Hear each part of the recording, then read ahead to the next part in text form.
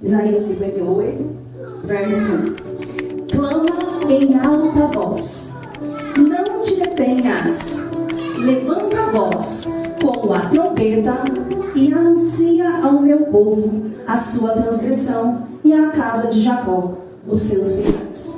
Senhor, eis aqui, ó Deus, nesta noite, Pai. Nós queremos, ó Pai, ser um canal de bênção nas tuas mãos, ó Deus, para a tua noiva, Pai, que aqui está, Senhor, em pé, neste momento, Senhor, esperando para ouvir a tua voz, ó Pai. E eis-nos aqui, ó Deus, como vozes de trombeta, Senhor, para anunciar aquilo que o Senhor tem, ó Pai, para preparar o caminho, ó Deus, para que o Senhor Filho volte, para que o Seu Filho volte à terra, Senhor. Ah, Senhor, nós te louvamos, nós te bendizemos, nós apresentamos, Senhor, todas as estruturas, Senhor, dos nossos corpos, toda a nossa vida, Senhor, como um sacrifício vivo diante do Seu altar. Nos apresentamos a Ti, ó Deus, em adoração, em louvor, em gratidão, Senhor. Ah, como já foi dito aqui, a gratidão, Senhor, é algo que o Senhor se agrada. A gratidão é algo que move o seu coração, Senhor. E eis-nos aqui, Senhor, com sacrifícios de gratidão ao Senhor, aprazíveis a Ti, ó Deus. Recebe-nos diante da Tua presença, em nome de Jesus. Amém? Minha família já pode se sentar, mas minha família já foi apresentada, mas está ali meu esposo, né, o Ricardo, está ali minha filha Isadora, que louvou aqui uma canção ao Senhor, e também tem mais dois aqui pediquinhos, tá? Que é a Heloísa e o Manuel. E eles são o ministério que o Senhor me confiou. Eles são o ministério que o Senhor entregou nas minhas mãos. Saíram do meu ventre, um ventre que era estéril, um ventre que não podia gerar. Mas assim o Senhor o fez, para que a glória seja dele, para que o nome dele seja exaltado. Amém? Eu trouxe essa palavra aqui de início, o Senhor ministrou muito meu coração. Eu poderia falar de tudo que esse capítulo vem falando, né? Isaías 58 é um ensinamento para nós do jejum que agrada a Deus. Ah, que nós não devemos ser o Deus acusador, né? Que nós devemos louvar o Senhor pelos nossos bens, que nós devemos acolher o próximo na sua dificuldade. Mas o Senhor me levou a falar apenas desse primeiro versículo. Clama com alta voz, clama com uma voz de trombeta, levanta a tua voz com uma voz de trombeta. E o som da trombeta é a mesma voz que prepara o caminho, amém? Ao longo das escrituras a gente vai ver muitos momentos em que Deus levanta homens e mulheres, com uma característica muito comum, uma voz rompendo o silêncio espiritual. Nós podemos ver um povo que prepara o caminho para uma movimentação divina. Quando a gente olha para a vida de Débora, nós vemos uma mulher que despertou uma nação adormecida. Quando você conhece a história de Débora? Débora foi uma juíza, uma estrategista militar, uma mulher usada por Deus para poder preparar uma nação, para poder avançar, vencer algo que já estava sendo para eles um cativeiro de 20 anos. Jabim e Cícera estavam aprisionando o povo, estavam maltratando o povo, levando o povo assim para um cativeiro de 20 anos. Mas ela foi uma voz que rompeu esse silêncio de Deus. Ela se levantou como uma mulher, uma profetisa do Senhor, uma líder militar. Ela também foi uma mulher que cantou, que compôs ao Senhor. Foi usada por Deus realmente, para um grande propósito, em dias de paralisia espiritual que o povo de Israel estava vivendo. Débora foi uma voz clara de direção, uma voz de convocação, uma voz de despertamento para debaixo da palavra do Senhor. Você pode encontrar essa palavra em Juízes, no capítulo 4, Juízes capítulo 5, quando Débora canta ao Senhor, quando ela compõe uma canção que conta toda a história que estava acontecendo com o povo de Israel. Você vai se deparar com essa história maravilhosa que é a história de Débora. Nós também podemos encontrar em 2 Reis, no capítulo 22, no capítulo 22, no capítulo 23, a história do rei Josias. E o rei Josias era apenas uma criança quando ele começou a reinar. Ele tinha 8 anos de idade quando começou a reinar. E já havia um tempo em que não se ouvia a voz do Senhor, porque Amon, seu pai, só reinou 2 anos. Era filho de Manassés, o pior rei que teve. Um dos piores. E a voz do Senhor já não se ouvia mais. Manassés era tão ímpio, tinha tanta dureza no coração, que o Senhor falou aos profetas: eu vou derramar minha ira sobre esse povo. Vou derramar minha ira porque está todo mundo idólatra, está todo mundo corrompido, existe uma corrupção moral nesse lugar, e eu vou ter que derramar minha ira. Mas Josias, ele agradou o coração de Deus. Aí tinha um sacerdote lá, que era o sacerdote que o acompanhava, Ilquias, e esse sacerdote achou o livro do Senhor e leu uma passagem. E quando ele lê essa passagem, ali nessa época Josias já tinha 18 anos, 10 anos já havia se passado sem que se ouvisse a voz de Deus. E ele ouve aquela mensagem e ele não entende, e ele vai atrás de alguém que possa entender. E eles vão atrás de Uda.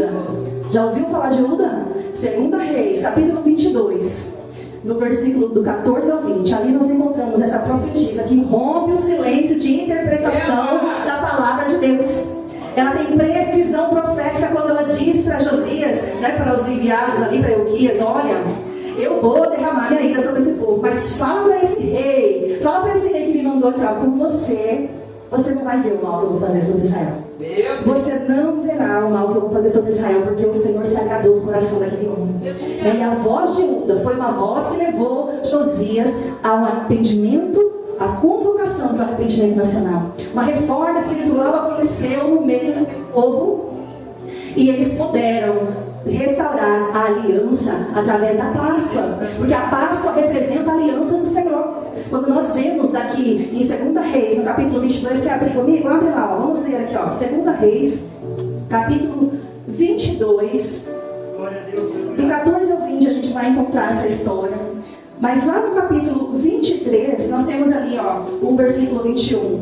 E o rei deu ordem a todo o povo, dizendo: celebrai a Páscoa ao Senhor, vosso Deus, como está escrito no livro do concerto. Que livro do concerto é esse? O livro da lei.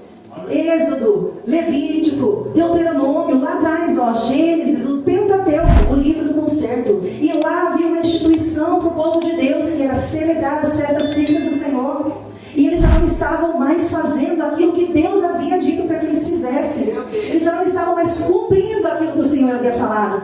E através da vida dessa mulher que rompe com esse silêncio de Deus, na interpretação da profecia, ele traz então esse arrependimento nacional, apregou o jejum em Israel. Ele traz ali uma restauração da aliança através da celebração da Páscoa.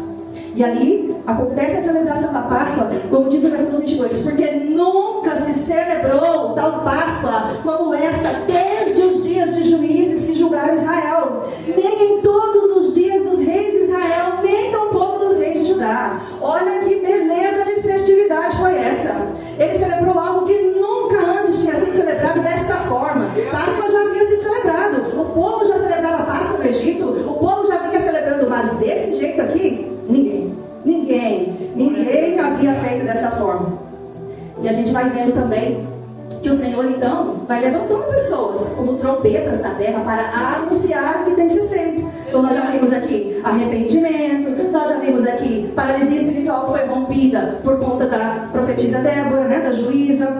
E agora a gente vê a vida de Priscila. Priscila foi uma mulher que ajustou a doutrina e ela formou pregadores. Ela formou Apolo junto com seu esposo. Áquila e Priscila foram um canal de bênção do Senhor para a vida de Apolo. Apolo era um pregador muito influente. Ele era um pregador muito eloquente. Não vou me lembrar, não vou me recordar agora o texto que diz, mas assim: uns são de Paulo, outros são de Apolo. Apolo era alguém influente, pregava e falava com ousadia, com intrepidez, mas ele tinha um discernimento um pouco desajustado. E com a ajuda do seu esposo, Áquila discipulou a vida de Apolo na sua mesa, na sua casa, levaram Apolo para dentro da sua casa e ali ajustaram o entendimento que estava equivocado. E esse homem Apolo, foi um grande pregador das nações, um grande pregador do Senhor. Ela rompeu, Priscila rompeu o silêncio da ignorância espiritual. Quando nós vemos alguém que está necessitando de ser discipulado, é porque ainda vive um tempo de ignorância espiritual. Mas glória ao Senhor, que faz todas as coisas e coloca nos nossos caminhos pessoas capazes de nos instruir, pessoas capazes de nos ensinar como nós devemos andar, como nós devemos caminhar. E essa é a natureza de um chamado profético, que é confrontar, é despertar, preparar, alinhar. É por isso que o Senhor ordena lá em Isaías 58: clame em alta voz, não te detenhas, levanta a tua voz como trombeta. Uma trombeta não pede permissão, uma trombeta desperta as pessoas ao seu redor, uma trombeta incomoda, uma trombeta convoca, uma trombeta alinha, prepara o caminho para o Senhor. Aleluia. Nós vamos navegar mais um pouquinho na palavra. Abre nossa Bíblia em 1 Reis, no capítulo 17, no capítulo 18, nós vamos encontrar aqui a história de Elias, um homem de Deus, um homem chamado por Deus, aleluia, para destronar uma rainha maquiavélica, uma rainha má, uma rainha dissimulada, intimidadora, controladora. Ah, Senhor, Elias, o tisbita, ele morava nas regiões além, assim, ó, Israel, não era dentro, era por fora, representando as nações gentias. Oh, Deus de glórias. E esse homem vem e quebra com todas as cadeias da intimidação. Ele quase morreu depois que ele faz isso, né? Ele fica com medo, ele se sente aprisionado naquilo que ele estava fazendo, mas o Senhor vem e quebra as cadeias de intimidação. E ele tem uma voz de trombeta muito forte. É uma voz de confronto, é uma voz de restauração. Ele surge no momento em que a apostasia profunda em Israel. Há muita apostasia, pessoas abandonando a sua fé, pessoas deixando de crer. Muitos profetas já haviam sido mortos por essa rainha. E Elias surge. Ele surge ali como uma voz de autoridade do Senhor. Ele surge como uma voz de poder do Senhor. Ele surge nesse momento onde Israel estava ali cocheando entre dois pensamentos, vacilando naquilo que pensavam. Quando nós olhamos para Tiago no capítulo 1, Tiago fala assim, que o homem de ânimo dobre, ele é inconstante e nada que ele faz presta. Na minha nada que ele faz presta, né? Ele fala assim, ó, o homem de coração dobre é inconstante em todos os seus caminhos. Em todos os seus caminhos. Quando nós vacilamos, quando nós cocheamos entre o certo e o errado, entre o bom e o mal, entre fazer e não fazer, todos os nossos caminhos são inconstantes. Misericórdia, Deus. Misericórdia das nossas vidas, Senhor. É porque quantas vezes nós não sabemos como decidir por coisas que são tão óbvias para nós. Não decidimos corretamente, não discernimos corretamente, ficamos vacilantes nos nossos pensamentos. Mas que o Senhor tenha misericórdia de nós. Elias, ele teve uma missão muito clara, muito clara. Ele restaurou o altar quebrado de Israel. E fez com que todos os profetas de Baal se envergonhassem diante do Deus vivo. Aleluia. Porque diante do Deus vivo não há nada que possa vencer nosso Senhor. Não há ninguém que não se dobre diante do Deus vivo. E Elias foi essa voz profética e poderosa do Senhor nesse tempo. É certo que depois ele ficou com medo de Jezabel matá-lo, e essa é a nossa humanidade. Depois de uma grande batalha, depois de vencer um grande obstáculo, uma grande batalha, nós nos ficamos numa caverna, nós sentimos medo, mas o Senhor nessa noite quebra toda a cadeia de intimidação, todo espírito de intimidação que se levanta contra nós, logo depois de vencermos batalhas espirituais proféticas. Ah, Senhor, essas cadeias de intimidação caem por terra hoje, na glória do nome do Senhor. Quando você se levanta com uma trombeta na sua casa para anunciar o evangelho dentro da sua família, que as cadeias de intimidação, que as palavras de acusação não cheguem até você, e se chegarem, você esteja preparada, revestida em nome de Jesus, para suportar e para vencer, com ousadia, com intrepidez do Espírito Santo sobre a sua vida, para entender, para discernir o que é intimidação e fazer chegar no lugar certo. Sai da lá, aqui não, Satanás, aqui não, eu sei o Deus que eu sirvo, aqui não, eu conheço a voz do meu Senhor, se Ele me mandou fazer dessa forma, é assim que eu vou fazer. Ah, não tem voz de homem que se levante para falar contra aquilo que Deus mandou fazer. Oh, Senhor, ah, Deus, nos dê essa ousadia, nos dê, Senhor, essa intrepidez em Ti, ó Pai, nos dê, Senhor, assim como o Senhor fez depois com Elias, resgata ele, vai lá, vai ungir Eliseu, Elias, vai, porque tem muito trabalho pela frente ainda, tem muita coisa para fazer ainda, Senhor, tem muita coisa ainda para ser feita. Vai lá, Elias, vai lá, levanta, sai desse lugar, Elias, sai desse lugar. E Elias confrontou essa mulher, confrontou a mistura de idolatria, acabou com os profetas de Baal, chamou o povo de volta para o Deus vivo, aleluia. Ele não trouxe apenas palavras, ele trouxe arrependimento para o povo, ele trouxe arrependimento para uma nação inteira. Ele foi sustentado pelo zelo de Deus, ele tinha poder e autoridade do Espírito, e que assim seja na minha e na sua vida nessa noite, em nome de Jesus, aleluia. A unção de Elias reaparece na história, na figura de João Batista. Quantos já ouviram falar de João Batista? A Bíblia diz em Malaquias, no capítulo 4, no verso 5: eis que eu vos envio o profeta Elias antes que venha o grande e terrível dia do Senhor, e converterá o coração dos pais aos filhos, e o coração dos filhos a seus pais, para que eu não venha e fira a terra com maldição. Aqui Malaquias estava profetizando acerca, não de Elias que já tinha vindo, mas o Elias que ainda viria. do João Batista.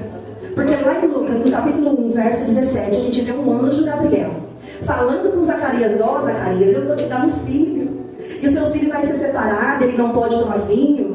Eu vou te dar um filho, e ele tem um objetivo, converter o coração dos pais aos filhos, converter os rebeldes à prudência dos justos, para preparar um povo bem disposto, preparar o caminho do Senhor. Aleluia! Oh, glória a Deus! Nós vemos um João Batista que tem esse objetivo de preparar e conduzir o coração dos pais para os filhos e dos filhos para os pais. Nós vemos pais hoje em dia que não conseguem ter o coração dos seus filhos, e vemos filhos hoje em dia sofrendo por não terem o coração dos seus pais. Mas nós estamos aqui anunciando que nós estamos preparando um povo bem disposto, aleluia, um povo que terá o coração voltado para os seus pais, o coração voltado para os seus filhos, casas ordenadas, famílias restauradas, aleluia, mesa repleta da graça de Deus, mesa repleta cheia da presença de Deus, famílias estruturadas em Deus, recebendo a presença de Deus nos seus lares, aleluia. Oh, glória a Deus, tu és maravilhoso, Senhor, tu és bendito, Senhor, tu és bendito, Senhor, e nós rendemos glória ao seu nome, nós clamamos, Senhor, por uma casa estruturada, nós clamamos, Senhor, por famílias estruturadas, nós clamamos por um povo bem disposto, cheio da tua presença, Deus. Aleluia. Para que tudo isso acontecesse, João Batista confrontou o sistema, ele confrontou as estruturas religiosas que estavam corrompidas. Os fariseus chegaram lá para o Batista e ele: raça de víboras são vocês, religiosos, vocês flertam com a verdade. E ele denuncia esses fariseus que flertam com a verdade. E ele diz: vocês são raça de víbora, vocês são guardiões da religião, mas vocês não cumprem os mandamentos do Senhor. Vocês falam com a boca, mas o seu coração se afasta para longe de mim. Oh, Senhor, ele confronta a hipocrisia, ele confronta uma aparência que não tem essência, ele confronta as festas vazias, a confiança que eles tinham na linhagem. Lá em Mateus, no capítulo 3, eles falam: Abraão é nosso pai. Abraão é nosso pai, então por causa disso nós podemos, nós temos o direito. Ele fala: raça de víboras, vocês acham que só por causa que vocês são filhos de Abraão está tudo certo? O machado está posto na raiz. O machado está posto na raiz. Se não tiver fruto, o machado está posto na raiz. Aleluia. Mas nós somos chamados como servos nesses últimos dias, como vozes que precisam ser claras, assim como Elias, assim como João Batista, assim como Débora, assim como Uda. Nós somos chamados como vozes claras. Abra sua Bíblia um pouquinho lá em 1 Coríntios, capítulo 14, no verso 8. É uma palavra que mexe muito com o meu coração, uma palavra que diz respeito ao ministério que o Senhor tem na minha vida, na vida do meu esposo. E eu sirvo esse ministério do meu esposo. Meu esposo é um ensinador da palavra, um pregador da palavra. Ele é um mestre da palavra, e eu me submeto ao chamado dele. Eu posso fazer tudo, irmãos. Eu posso louvar, eu posso pregar, eu posso cuidar da minha casa. Mas se eu não me submeter àquilo que é o chamado do meu esposo, nada que eu fizer vai ter êxito. Nada. Se ele não for a minha cobertura, se ele não for o véu sobre mim, nada vai ter êxito. Nada. Então não pense que se você pega um microfone, que você prega, que você faz o que acontece na presença do Senhor, na presença de uma igreja, se o seu marido não é o seu cabeça, não é o sacerdote do seu lar, nada que você fizer vai ter êxito diante de Deus. É tudo palha, é tudo madeira, é tudo feno. Se não for o Senhor, através da vida do seu marido, te conduzindo, te abençoando, te liderando para você servir a Ele, nada presta. 1 Coríntios, capítulo 14, verso 8. Porque se a trombeta der sonido incerto, quem se preparará para a batalha? Se nós não formos uma voz clara nesse tempo, quem vai se preparar para a batalha que há de vir? Haverá batalha, gente. Haverá batalha. Existe batalha nas regiões celestiais e haverá batalha real. Haverá batalha real nos últimos tempos. E se nós, como trombetas do Senhor, não dermos o sonido certo, não pregarmos a palavra correta, não falarmos aquilo que o Senhor tem soprado nos nossos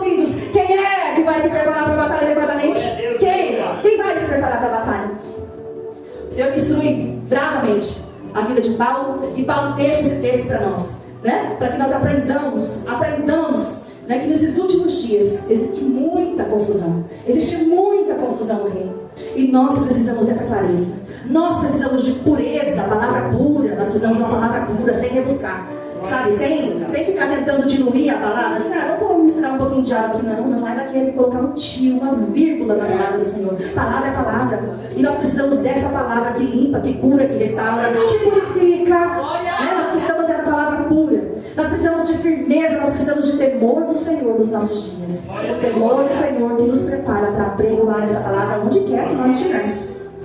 Deus está levantando homens e mulheres que não negociam a verdade, homens e mulheres que não negociam a verdade de Deus. Não tem sim, não tem sim, não tem meio termo, não tem meio termo. Ou é ou não é, ou você é, ou você serve, ou você não serve, ou você é, ou você não é. Não tem meio termo. A palavra de Deus é essa, sim, não.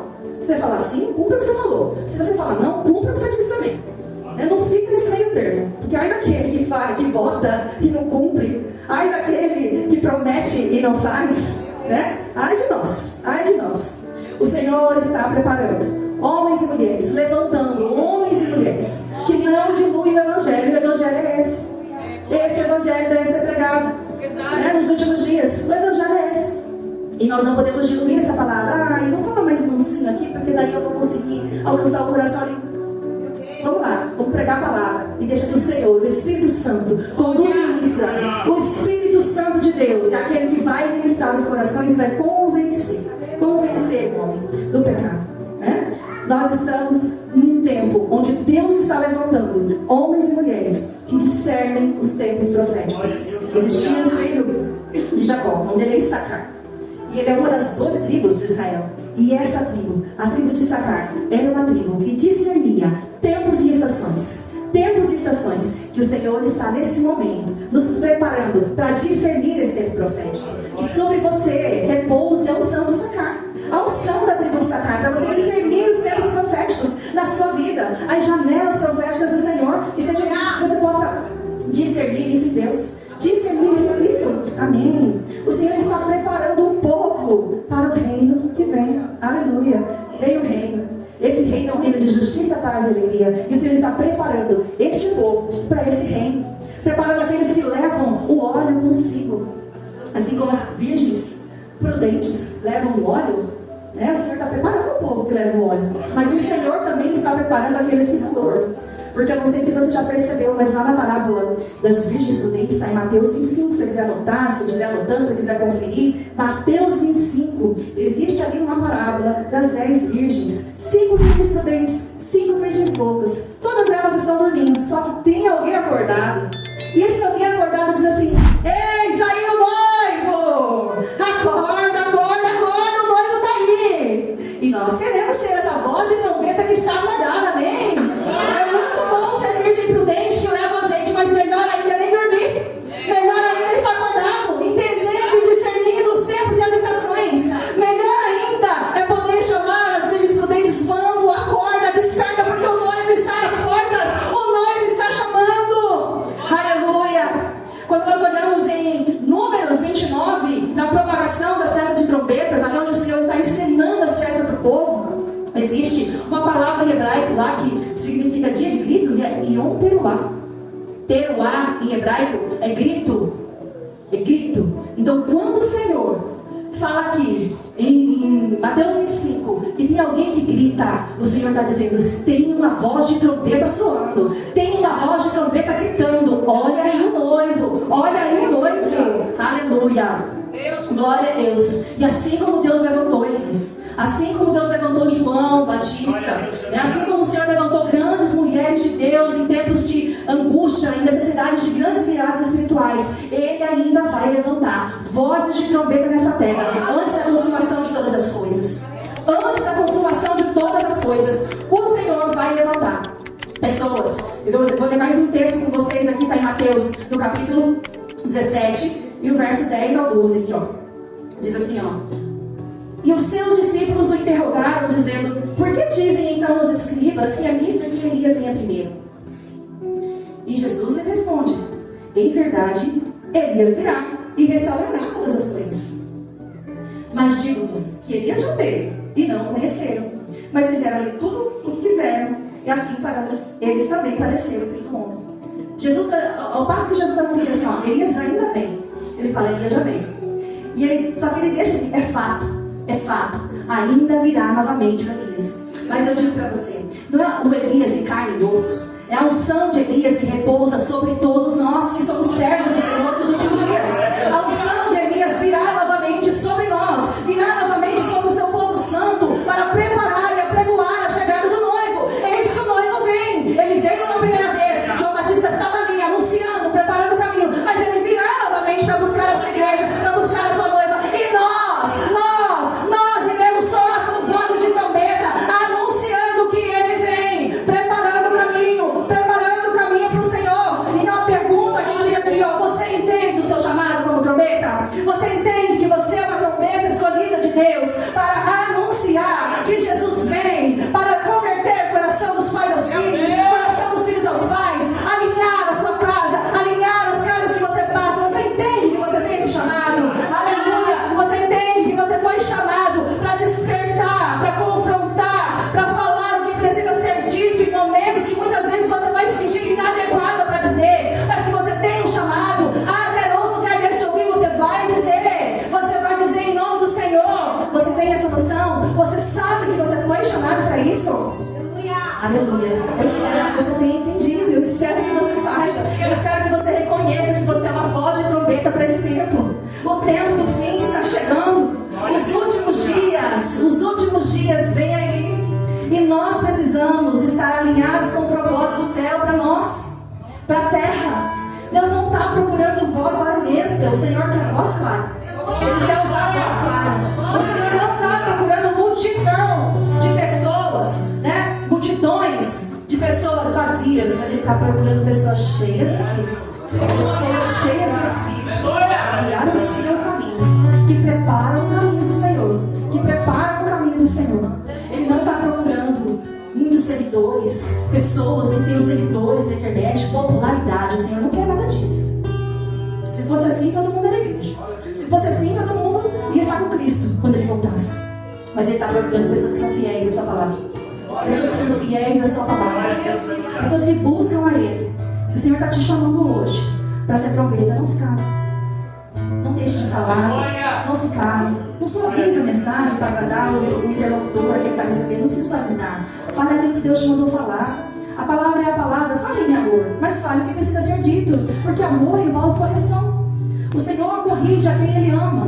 O Pai corrige a quem Ele ama. E a correção, nem sempre ela vai chegar para nós como um fruto doce na boca. Ela vem com um gosto amargo, mas daqui no ventre ela vai surtir efeito. Ela vai produzir frutos dignos de arrependimento. Ela vai produzir. Então não suavize, não há necessidade de suavizar a palavra.